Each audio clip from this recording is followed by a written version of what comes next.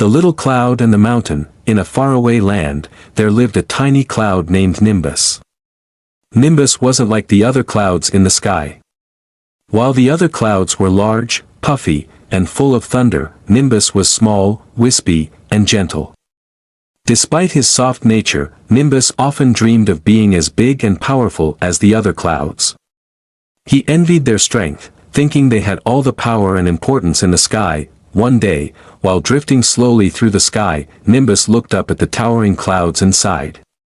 "If only I could be as strong as they are," he thought to himself. "Then I could do something truly important." As Nimbus floated deep in his thoughts, he noticed a huge, majestic mountain below. The mountain stood tall, its snow-capped peak shining in the sunlight. It was the tallest thing Nimbus had ever seen, and it made him feel even smaller. Curious, Nimbus decided to drift closer to the mountain. He wanted to see it up close and maybe ask it for advice.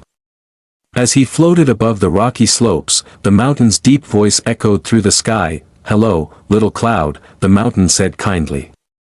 "What brings you here?" Startled but eager to speak, Nimbus replied, "I was just admiring your size and strength. You are so big and powerful, and I wish I could be like you. I'm small, and I often wonder if I can ever do anything important in the world." The mountain chuckled softly, the sound deep and soothing. "Ah, little cloud, true strength doesn't come from size or power. It comes from within. You might be small, but that doesn't mean you can't make a difference." Nimbus was confused. "What do you mean, mountain? I can hardly carry as much rain as the big clouds, and I can't even make thunder. How can I ever help anyone when I'm so tiny?"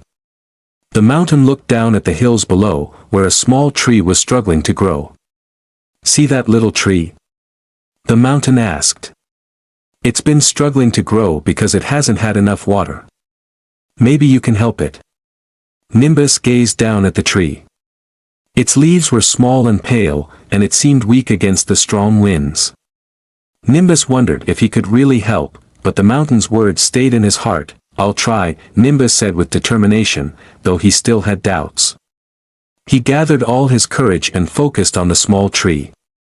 Gently, Nimbus began to release a few raindrops from his tiny form.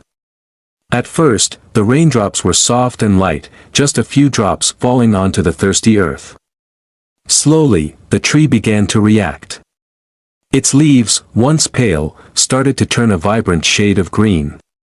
The small branches, once fragile, began to stretch toward the sky, reaching for the warmth of the sun. Nimbus couldn't believe his eyes.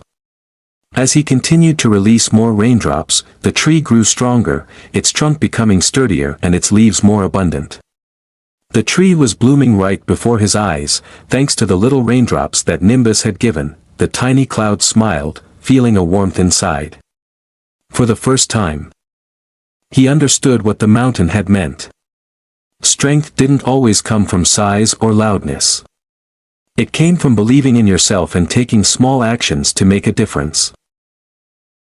As Nimbus watched the tree flourish, the mountain spoke once more. "You see, little cloud, your strength is not measured by your size, but by what you can give and how you help others. Even the smallest of us can make the biggest change." Nimbus felt proud of what he had done. He no longer wished to be like the big clouds.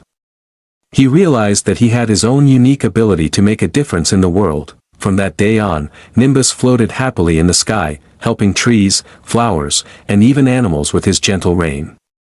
He had learned that no matter how small you are, you have the power to make the world a better place, one small action at a time. Moral: even the smallest can make a big difference.